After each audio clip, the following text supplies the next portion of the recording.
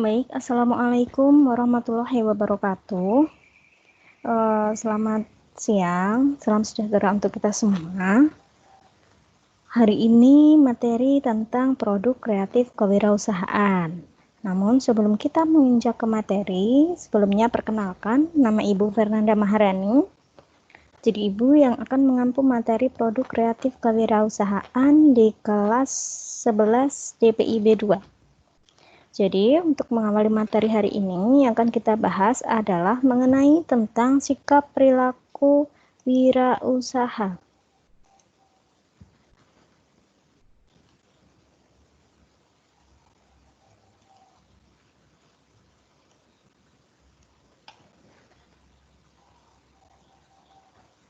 Ini dia materinya hari ini.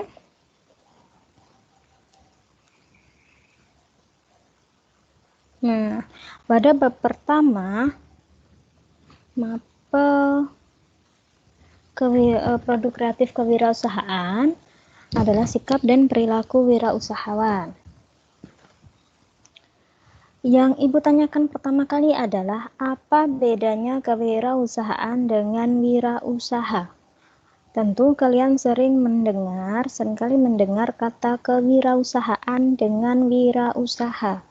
Apakah keduanya itu berbeda ataukah sama? Kita akan bahas. Nah, sebenarnya antara kewirausahaan dan wirausaha itu berbeda ya. Kalau kewirausahaan itu adalah kegiatan merancang, meluncurkan dan menjalankan bisnis baru. Sedangkan wirausaha itu adalah orangnya yang menjalankan atau mengembangkan suatu usaha untuk meraih keuntungan. Jadi, kegiatannya itu dinamakan kewirausahaan. Sedangkan orangnya dinamakan wirausaha atau entrepreneur.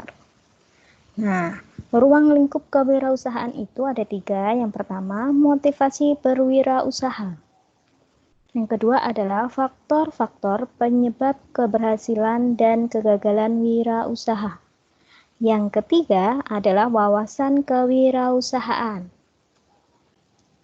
Apa sih motivasi berwirausaha? Motivasi itu dapat diartikan sebagai semangat. Maksudnya semangat terhadap sesuatu yang benar-benar diinginkan oleh orang tersebut sehingga mampu membuat orang tersebut bekerja menjadi lebih giat dengan mencurahkan segala kemampuan yang dimiliki dalam menjalankan dan mencapai tujuan yang diinginkannya. Jadi motivasi itu menambah seseorang itu semangat untuk memperoleh apa yang dia inginkan.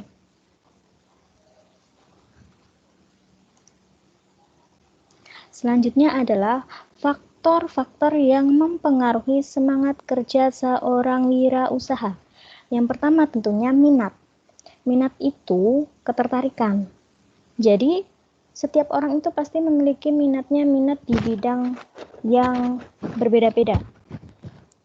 Misalkan setiap murid itu tidak bisa kita samakan minatnya. Ada yang berminat mungkin di bidang musik, ada yang berminat mungkin di bidang teori, ada yang berminat di bidang praktek. Jadi tidak bisa kita pukul rata semuanya, tergantung dari individunya masing-masing. Yang kedua adalah peluang atau kesempatan.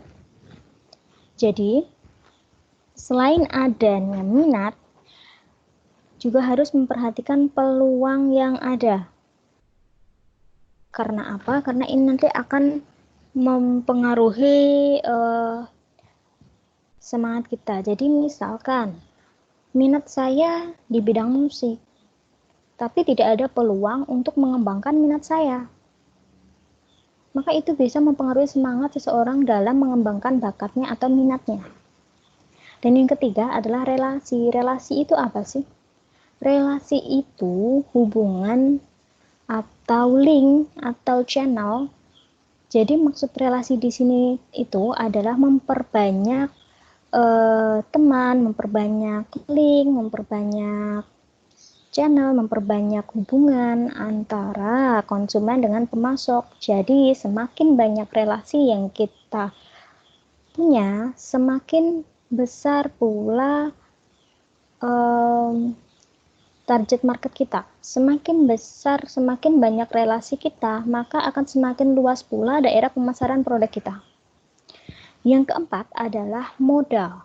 Nah, modal di sini itu bisa berupa uang atau dana, bisa juga berupa investasi, misalkan gedung, mesin, peralatan, itu juga bisa disebut sebagai modal. Selanjutnya adalah faktor penyebab keberhasilan dan kegagalan berwirausaha. Ada faktor penyebab keberhasilan, ada juga faktor penyebab kegagalan. Nah, keberhasilan wirausaha itu dipengaruhi oleh yang pertama tentunya tidak luput dari yang namanya kerja keras. Kalau kita ingin sukses, kita harus kerja keras. Nggak mungkin kita hanya tidur-tiduran lalu bisnis kita bisa sukses. Yang kedua, memiliki relasi yang luas. Seperti tadi sudah Ibu sebutkan, relasi itu semakin memperluas relasi kita, maka akan semakin besar pula pangsa pasar dari produk atau jasa kita. Yang ketiga adalah memiliki ambisi untuk maju. Seseorang yang berambisi untuk maju, dia akan giat dan semangat untuk memajukan bisnisnya. Yang keempat adalah memiliki kemampuan memimpin dan mengambil keputusan. Jadi, pada saat kita mendirikan suatu usaha atau suatu bisnis, kita harus mampu untuk memimpin organisasi kita. Maksudnya di sini adalah, misal kita sebagai pimpinan suatu perusahaan atau suatu CV atau suatu PT. Masa harus kita yang memimpin, mau dibawa kemana perusahaan kita? Arahnya mau kemana? Apa produk, apa rencana jangka pendek kita, apa rencana jangka panjang perusahaan kita. Kita harus mampu memimpinnya. Selain memimpin, kita juga harus mampu mengambil keputusan. Jadi apabila ada permasalahan-permasalahan baik internal maupun eksternal dari suatu perusahaan, kita harus mampu mengambil keputusan dengan bijak. Bukan berdasarkan hanya dengan ego semata ya. Jadi pengambilan keputusan itu harus secara bijak, berdasarkan data yang akurat dan difikirkan dulu dampak samping dari keputusan yang akan kita buat. Selanjutnya adalah jujur dan disiplin. Seorang wirausahawan itu kita harus jujur dan disiplin. Jadi misalkan kita tidak boleh menipu pelanggan, misal kita bilang produk ini bagus dan bisa dikonsumsi setiap hari. Padahal produk yang kita jual itu tidak baik apabila dikonsumsi setiap hari. Nah, itu tidak diperkenankan bagi seseorang yang berwirausaha untuk tidak jujur.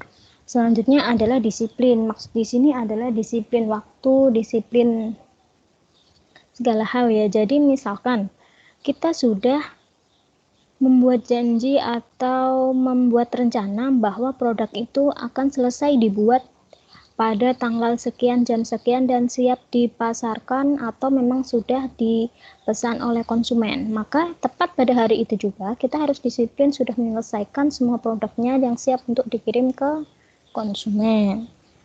Selanjutnya ada faktor penyebab kegagalan. Antara lain, biasanya seorang wirausahawan yang gagal pada saat ia memulai bisnisnya itu dikarenakan yang pertama, kurang ulet. Yang kedua, cepat putus asa. Yang ketiga, kurang tekun dan kurang teliti. Nah, biasanya orang yang kurang teliti atau kurang tekun itu cenderung melakukan kecerobohan baik kecil maupun besar. Bisa juga karena kita kurang tekun atau kurang teliti justru bisa dimanfaatkan oleh orang lain. Nah, faktor penyebab kegagalan yang lain adalah tidak jujur. Seperti tadi yang dicontohkan, kita harus jujur mengenai produk kita ke konsumen. Karena apabila kita tidak jujur mengatakan yang sebenarnya tentang produk kita, bisa jadi konsumen akan kecewa dan justru tidak melakukan pembelian untuk kedua, ketiga, dan kesekian kalinya. Ya, jadi begitu ya kalau tidak jujur. Dan selanjutnya adalah kurang cekatan. Maksudnya di sini adalah misalkan kita bergerak di bidang, misal kita berwirausaha di bidang alat kesehatan, alat medis lah. Nah, berhubung saat ini sedang pandemi, kita harus cekatan. Kita harus cekatan menyediakan apa yang dibutuhkan oleh tenaga medis pada saat pandemi seperti ini. Jangan pada saat pandemi kita sudah tahu nih yang dibutuhkan masker, hand sanitizer, APD, tapi kita malah santai-santai, malah kita menggampangkan atau mengabaikan peluang tersebut. Jadi kita semacam kurang cekatan, tidak cekatan dalam membaca peluang yang ada. Selanjutnya adalah kurang inisiatif. Nah, penyebab yang lain adalah kurang kreatif. Maksudnya kurang kreatif di sini, kita cenderung selalu mengikuti tren di luar sana. Misalkan, dulu beberapa tahun lalu ada yang lagi booming yaitu es kepal Milo. Nah, satu usaha booming biasanya 2, 3, 4, 5 usaha yang lain itu langsung mengikuti. Seharusnya apabila kita menjadi mereka, jangan langsung mengikuti tren yang ada, tetapi buatlah tren baru. Buatlah produk yang membedakan produkmu dengan produk-produk pesaing yang lain. Jadi misalkan kamu ingin menjual es kepal Milo yang lagi tren pada saat itu. Apa yang membedakan es kepal Milomu itu dengan es kepal yang lain? Kamu harus munculkan kreativitas produkmu di situ. Selanjutnya adalah kurang menyesuaikan selera konsumen. Jadi, ketika kamu memulai bisnis, ketika kamu berwirausaha, atau ketika kamu membuat produk, sesuaikan produk tersebut dengan apa yang diinginkan konsumen dan apa yang dibutuhkan konsumen. Misalkan konsumen ingin baju warna merah, atau konsumen butuh baju warna merah, tetapi kamu menjual dan produksi baju warna hitam. Ini kan tidak sesuai dengan selera konsumen, kan? Jadi sudah jelas ketika produk kita itu tidak sesuai dengan selera konsumen, maka tingkat penjualan kita itu tidak akan mengalami kenaikan, justru mengalami penurunan. Nah, selanjutnya ini yang menjadi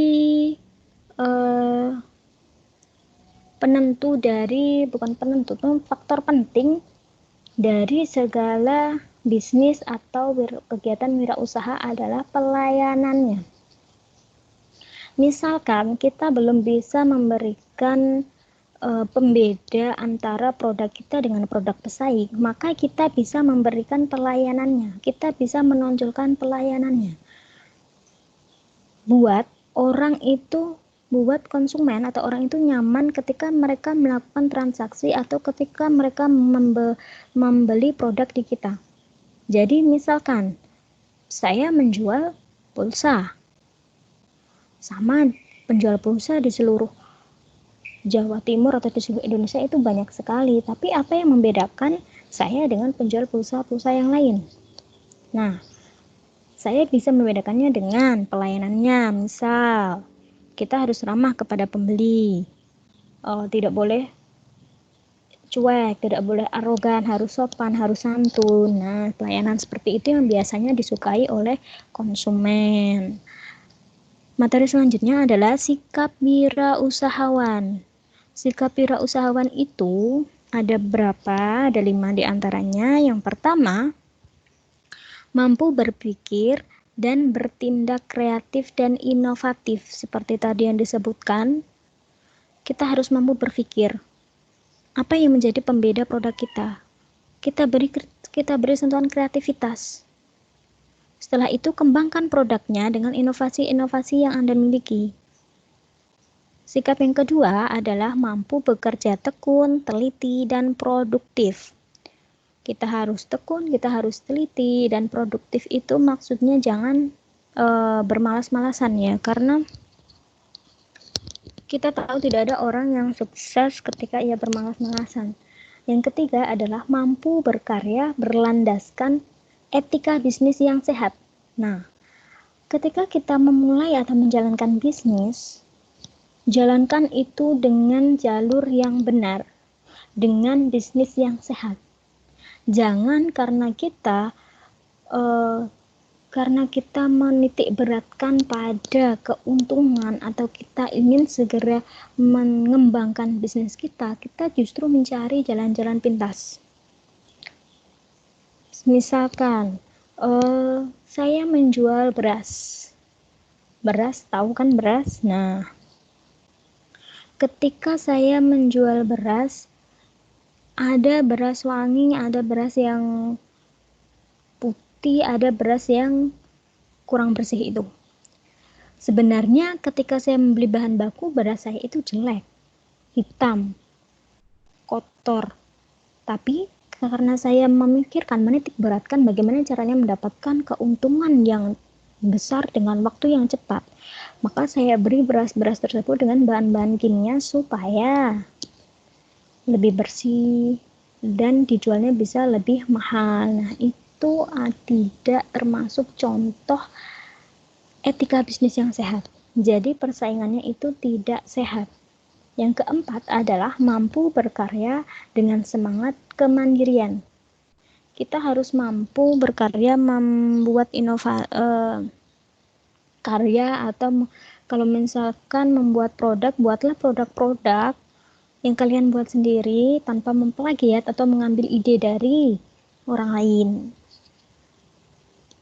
Selanjutnya adalah mampu memecahkan masalah dan mengambil keputusan secara sistematis dan berani mengambil resiko.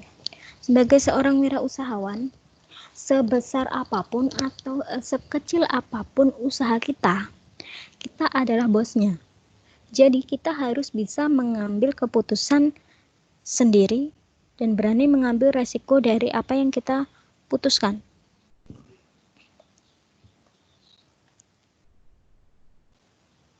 Selanjutnya adalah perilaku wirausahawan. Nah, ada beberapa perilaku wirausahawan. Yang pertama adalah memiliki rasa percaya diri. Yang kedua, berorientasi pada tugas dan hasil. Dan yang ketiga, pengambil resiko. Yang keempat, kepemimpinan. Yang kelima, keorisinilan. Yang keenam, berorientasi ke masa depan. Maksudnya memiliki rasa percaya diri adalah orang yang teguh pada pendiriannya, dalam arti dia tidak mudah terpengaruh atau tidak mudah mengikuti orang lain. Jadi misalkan dia teguh ingin membuat produk sepatu atau tas dari kulit hewan, misal. Nah, kita harus teguh pada pendiriannya. Jangan misal teman-temannya yang lain lagi booming membuat sepatu atau tas dari kulit ikan. Kan dulu sempat booming. Nah, kalau memang orang lain sedang memproduksi itu, jangan langsung kita banting setir meninggalkan produk tadi kulit sepatu atau tas dari kulit hewan, langsung kita mengikuti orang lain tanpa kita mengetahui kemampuan kita, tanpa kita mengetahui bagaimana proses dari bisnis tersebut dan bagaimana cara mengatasi hambatan yang muncul. Jadi kita harus teguh dulu pada pendirian kita, tidak mudah terpengaruh dan tidak mudah mengikuti orang lain. Selanjutnya adalah tidak tergantung pada orang lain. Nah, harus mandiri maksudnya di sini. Jadi apabila mungkin anak buah kalian atau rekan bisnis kalian tidak bisa mengerjakan salah satu atau dari rangkaian pekerjaan, dari rangkaian bisnis kalian bisa handle. Kalian bisa mengatasinya tanpa harus bergantung pada orang tersebut. Jadi bahasa Jawane iku orang jagane wong liya. Nah, selanjutnya memiliki rasa percaya diri itu maksudnya adalah berkepribadian yang baik. Punya etika yang baik, punya sopan santun, punya sikap ramah tamah, seperti itu kepribadian yang baik. Yang selanjutnya adalah optimis terhadap pekerjaannya. Kita harus yakin, kita harus optimis bahwa kita mampu memulai bisnis tersebut. Yang nomor 2 adalah berorientasi pada tugas dan hasil. Berorientasi tugas dan hasil ini didapatkan dari misal karakternya adalah orang yang haus akan prestasi, jadi dia tidak mudah puas, tidak mudah merasa puas dengan apa yang dia capai. Masih ada rasa ingin untuk belajar untuk mengembangkan kemampuan dirinya. Selanjutnya adalah berorientasi pada laba atau hasil. Nah, tujuan berwirausaha itu sebenarnya untuk apa sih? Yang pertama adalah tentunya untuk mengembangkan usaha kita. Nah, pengembangan usaha itu didapat dari mana? Tentunya dari laba atau hasil. Nah, bagaimanakah cara kita mendapatkan laba atau hasil? Itu yang harus difikirkan oleh seorang wirausahawan. Tentunya masih dalam etika bisnis yang sehat. Nah, selanjutnya adalah ketekunan dan ketabahan. Banyak orang yang memulai menjadi berwirausaha atau entrepreneur atau memulai bisnisnya, tetapi tidak banyak orang yang tekun dan tabah dalam menjalani bisnisnya. Maksud di sini adalah banyak orang yang bisa memulai bisnis, tetapi tidak banyak orang yang mampu bertahan dalam bisnisnya karena dia tidak tekun dalam menjalani bisnisnya. Jadi ketekunan itu juga sangat diperlukan pada saat kita menjadi wirausahawan. Selanjutnya adalah mempunyai dorongan yang kuat, motivasi tinggi, dan kerja keras. Tidak ada seorang wirausahawan yang sukses hanya karena dia bermalas-malasan.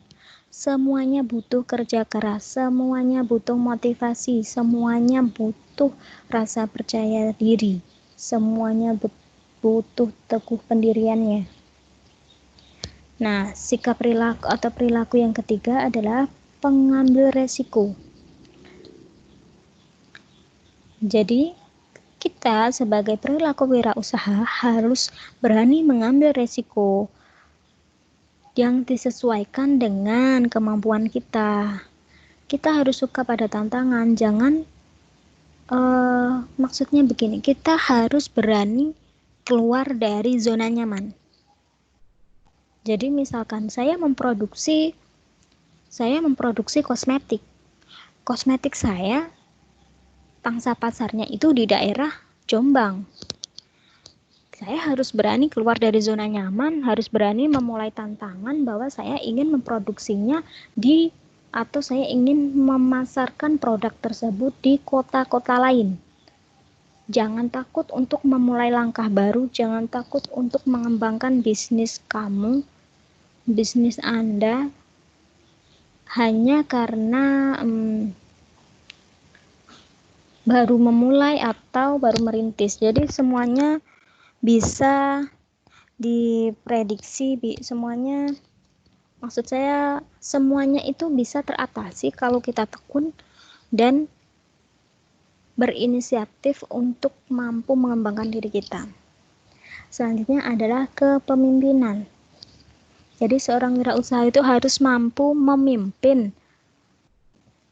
harus mampu menjadi pemimpin bagi usaha atau bagi orang-orang yang bekerja sama dengan dia atau bagi orang-orang yang ada di lingkungan usahanya. Tetapi seorang pemimpin itu juga harus open mind. Maksudnya di sini dia harus memiliki pemikiran terbuka. Dia harus mampu, dia harus menerima ketika dia mendapatkan kritik, ketika dia menerima saran, ketika dia menerima masukan, jangan ditelan mentah-mentah semuanya. Kita harus olah dulu. Kadang ada seorang pemimpin yang ketika dia sudah merasa di atas, dia tidak mau mendengar atau mendapat kritikan dari bawahannya. Nah, itu yang kurang tepat ya.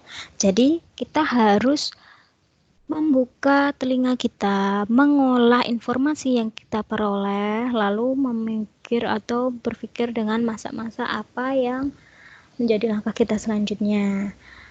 Nah, yang nomor 5, perilaku wirausahawan adalah keorisinilan. Maksudnya di sini adalah inovatif, kreatif, dan fleksibel, serba bisa dan mengetahui berbagai hal, mempunyai banyak sumber kemampuan. Jadi mau tidak mau kita harus mengembangkan kemampuan kita, baik dari segi kreativitas maupun dari segi inovasi maupun dari segi kemampuan. Jadi misal kemampuan saya di bidang marketing, saya juga harus menguasai kemampuan-kemampuan lain, misalkan seperti kemampuan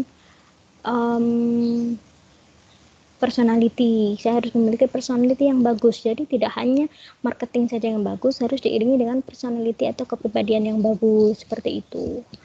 Dan selanjutnya adalah berorientasi ke masa depan. Jadi, seorang wirausahawan harus memiliki pandangan ke masa depan. Harus optimis memandang ke masa depan. Kamu harus mempunyai rencana dalam 2-3 tahun ke depan atau di masa depan, mau dibawa kemana perusahaan itu, mau dibawa kemana usaha itu. Harus yang difikirkan adalah langkah ke depan, bukan langkah ke belakang. Jadi misalkan pada saat kita sudah melakukan kesalahan pada saat memulai bisnis, jangan terlalu dipandang atau jangan terlalu memandang masalah, mengingat-ingat masalah, tapi jadikan itu sebagai pelajaran supaya kita bisa melangkah ke depannya tanpa mengulangi lagi kesalahan yang sama. Nah, selanjutnya ada keterampilan wirausaha. Ada 9 keterampilan wirausaha di sini. Yang pertama adalah keterampilan dalam memimpin usaha. Tadi sudah dijelaskan ya sebagai pemimpin. Yang kedua adalah keterampilan memotivasi dan membangun tim. Jadi, ketika nanti kita bekerja dengan orang lain atau ketika kita memiliki tenaga kerja, pada saat kita memperhatikan atau melihat dia ternyata masih kurang semangat atau kurang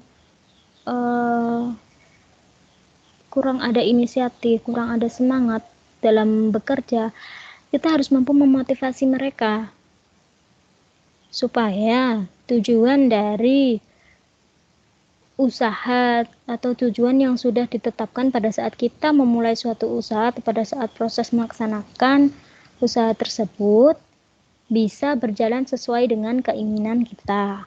Yang ketiga adalah keterampilan mengorganisasi tim. Nah, maksud di sini adalah membuat organisasi tim.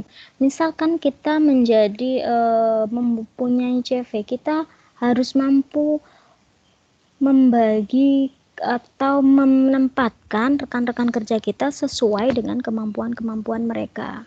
Jadi misalkan si A dia mempunyai kompeten di bidang humas, maka letakkan dia di humas, atau intinya meletakkan karyawan itu sesuai dengan tupoksinya masing-masing. Jadi misal bagian marketing, ya ditaruhlah di bagian marketing. Buat struktur organisasi yang tepat dan benar. Nah, bagian accounting, ya taruhlah dia di bagian accounting. Jangan kamu taruh bagian accounting, kamu taruh di bagian keamanan. Itu kan nggak sinkron, jadi kita harus menyesuaikan, menyinkronkan keterampilan atau kemampuan dari rekan bisnis kita agar kita bisa membuat struktur organisasi di tempat kerja dengan baik dan benar.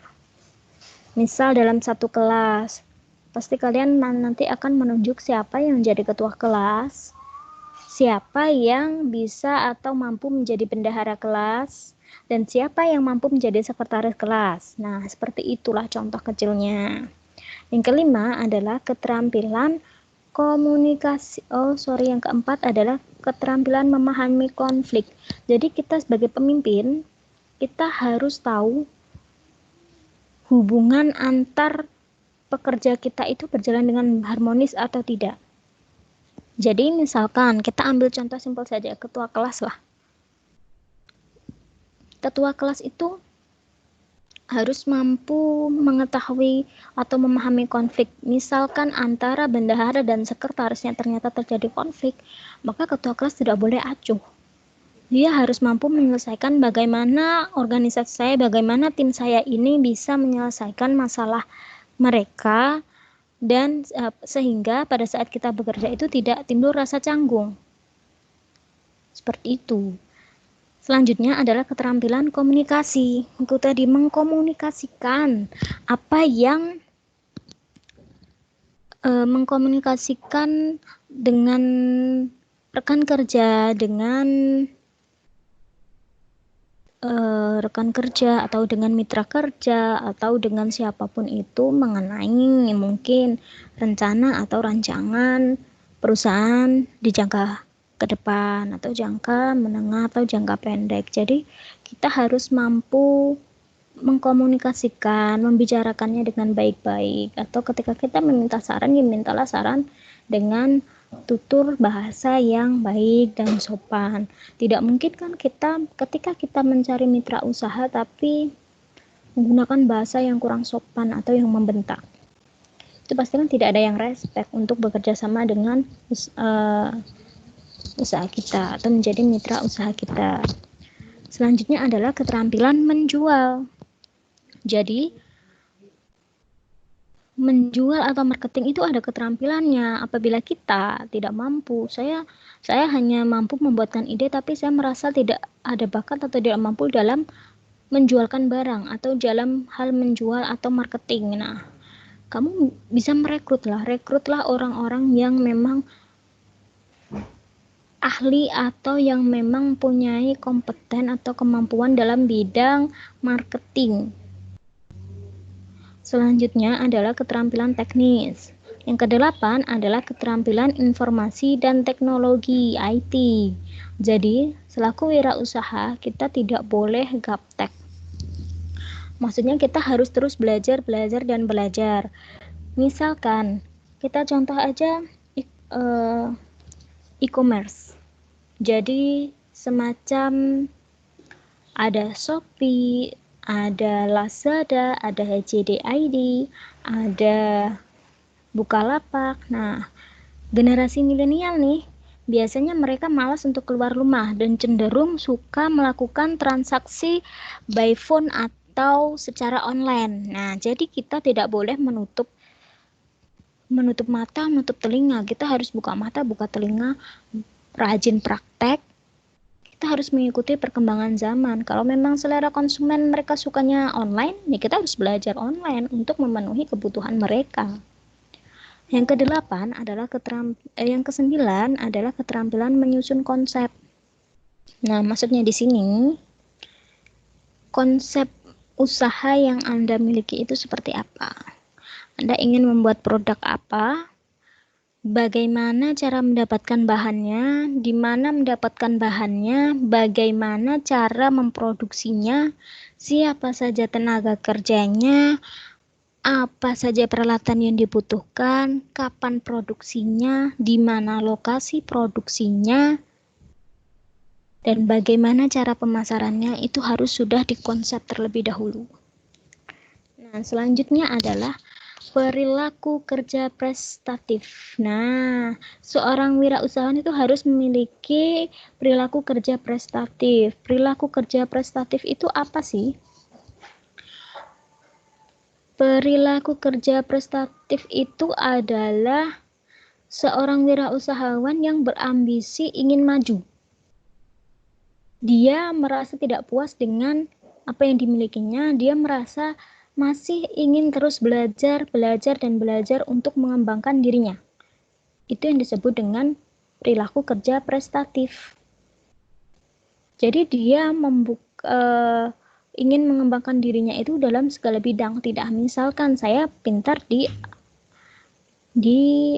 desain nih, tapi tidak harus saya melulu mempelajari tentang desain. Saya juga harus mempelajari bidang-bidang lain supaya mampu mengembangkan kemampuan yang ada pada diri saya. Misalkan saya ingin belajar bidang manajemen, saya ingin belajar bidang accounting, saya ingin belajar bidang promotion, seperti itu.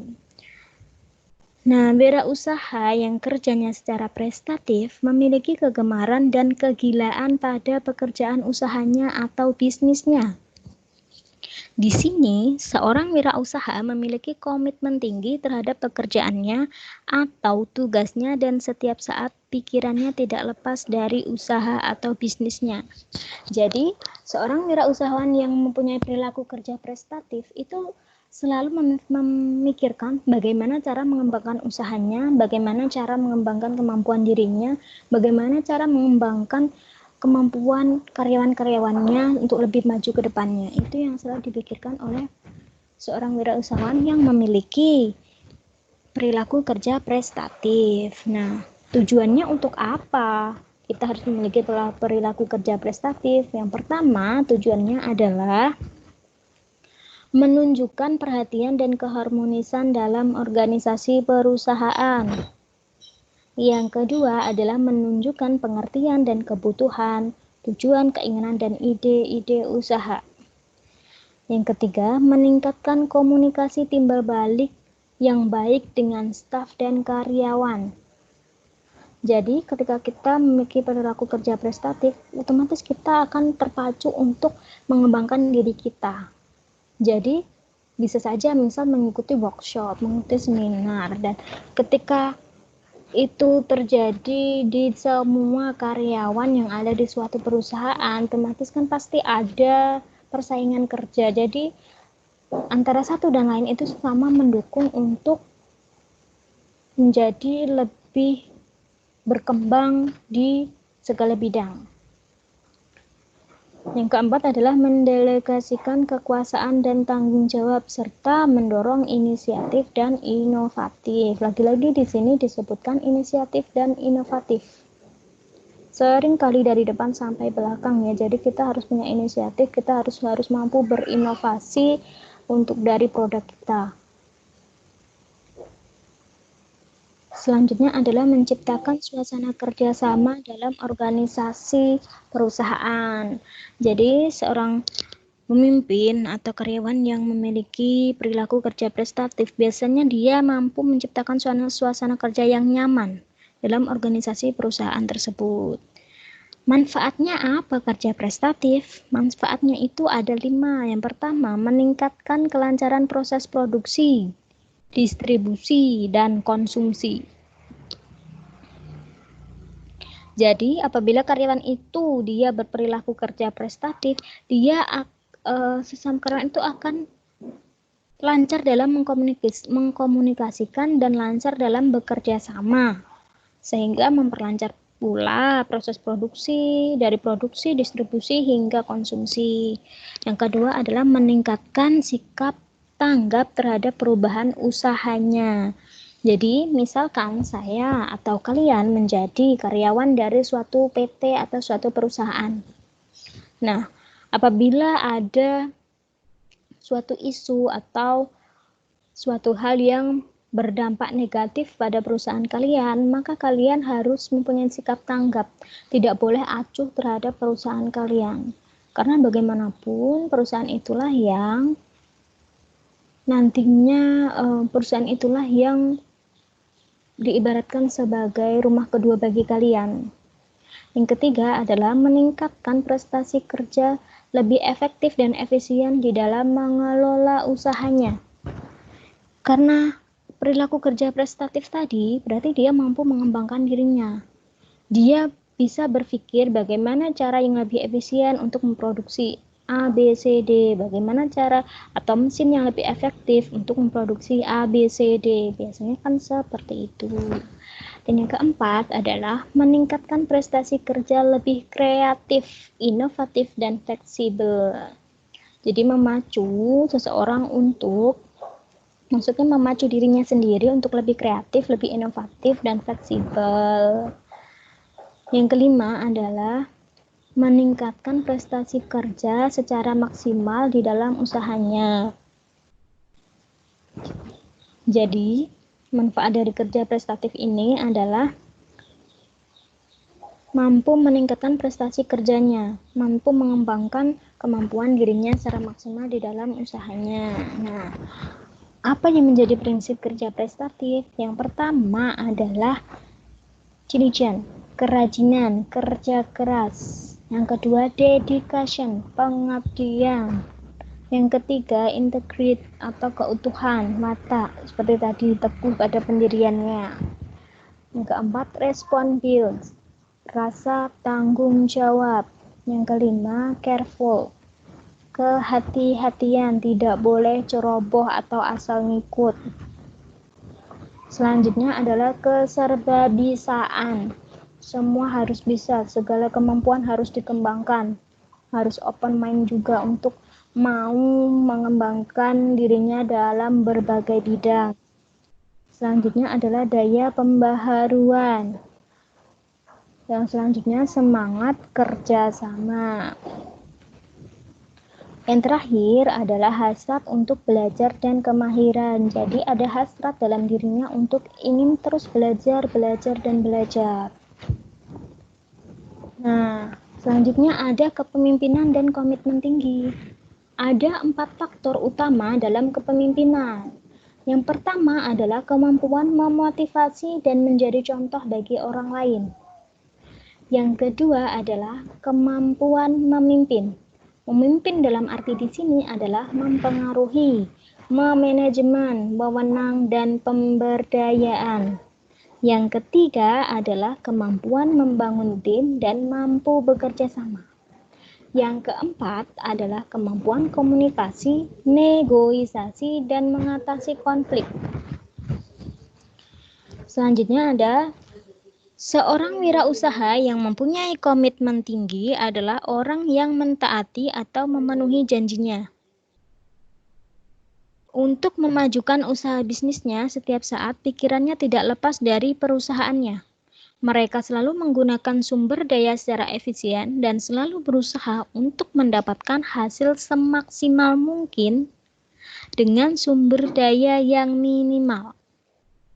Nah, tadi itu adalah materi tentang sikap dan perilaku wirausaha. Apabila ada yang ditanyakan atau ada yang kurang jelas, bisa ditanyakan langsung kepada Ibu. Dan tentunya ada tugas untuk kalian. Jadi tugasnya itu ada pada link atau ada pada grup. Linknya nanti akan Ibu share di grup, akan Ibu share di Google Classroom. Jadi kalian bisa isi tugas-tugasnya atau pertanyaannya yang sudah tertera pada link tersebut. Dan batas akhir dari pengerjaan kuisnya adalah sampai dengan minggu depan hari Rabu jam 24 waktu Indonesia Barat. Jangan lupa dikerjakan dan disimak materinya. Apabila ada tutur kata ya kesalahan, Ibu mohon maaf yang sebesar-besarnya. Wabillahi taufiq wal hidayah. Wassalamualaikum warahmatullahi wabarakatuh. Dan sampai berjumpa lagi di video-video pembelajaran selanjutnya. Bye-bye.